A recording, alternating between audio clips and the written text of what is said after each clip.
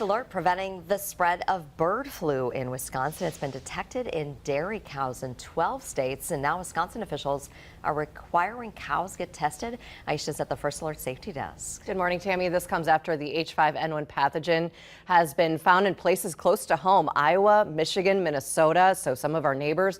Wisconsin Department of Agriculture, Trade and Consumer Protection officials are the ones requiring these new tests for dairy cows to prevent the spread of bird flu. Starting June 19th, all milking dairy cows must be tested for influenza A before being moved to fairs or exhibitions. In order to move cattle to those events, producers must receive a negative test for influenza A at an approved National Animal Health Laboratory Network lab. Samples also need to be collected no more than 7 days prior to that event. The tests are free through the USDA Animal and Plant Health Inspection Service. For more information on who you should call or contact to make those reports for your cattle, head to our website, WBAY.com. And if you're a dairy producer or someone who works with cows, you are strongly encouraged to keep practicing strict safety precautions to protect your herds. If you notice anything unusual, signs or symptoms, call your herd veterinarian right away. As far as the rest of us, while public health officials say the risk to humans remains low,